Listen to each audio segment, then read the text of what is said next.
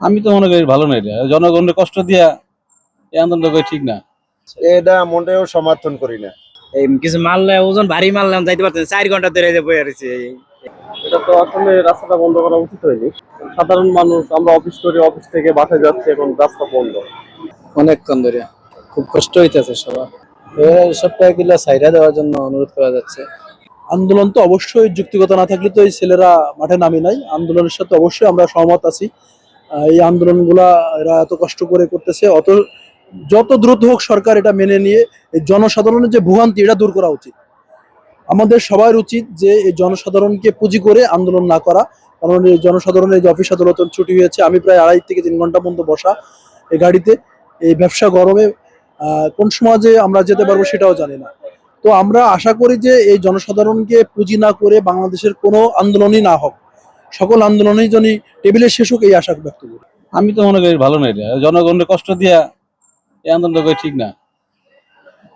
জনগণের কষ্ট দিয়া এই আন্দোলন জনগণ আরো আরো কি করতেছে, এটা কি কষ্ট করে মানুষ যায়। আমার আমার আমার গাড়িতে লোক ছিল, লোক নাই, হাইটা গেছে, আমি একলা বসে রয়েছি। গাড়ি তো আর চলে যাওয়া যাবে না। আমি তো গত 4 ঘন্টা বসে রয়েছি। আন্দোলন করতেছে, এটা ভালো। প্রায় 2 ঘন্টা যাবত আমি এখানে বসে আছি। আসলে সাধারণ মানুষটা, আমরা তো ড্রাইভার, আমরা তো সব সময় রাস্তাঘাটে চলি, আমাদের জন্য তো খুবই কষ্টদায়ক।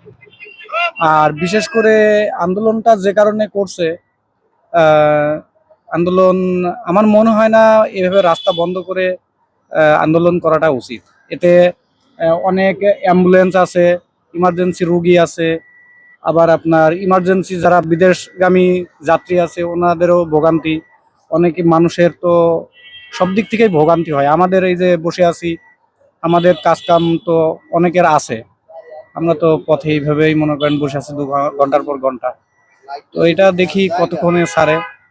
এখন আমরা কি বলবো, আমরা তো সাধারণ যাত্রী, সাধারণ রাস্তার মানুষ। এখন 12টা চলে আমরা তো এরকম দেখিনি। আর কাকে আমরা তো মনে করি আমরা বাংলাদেশের নাগরিক হইতো। এই যে আমাকে ওই নাইনাথপুর এই বাইবেল এই তো আন্দোলন করতে, এই যে আমাকে এত কষ্টটা দিতে আছে, এটা কি লিখা এই কষ্টটা দিতে আছে।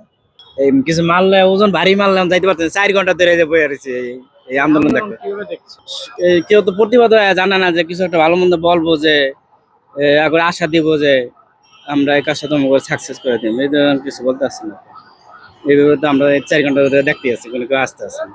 তাহলে আমাকে যাতায়াত ব্যবস্থা 4 ঘন্টা যাবত আমরা বসে রয়েছি, আমরা কাজকর্ম বন্ধ করে দিয়ে এক জায়গায় যাবো, একটা জিনিস দিব, একজন একটা মাল বিক্রি করে খাই, ওইটাও দিতে পারতেছি। 4:50, এখন তো বাজছে 7টা।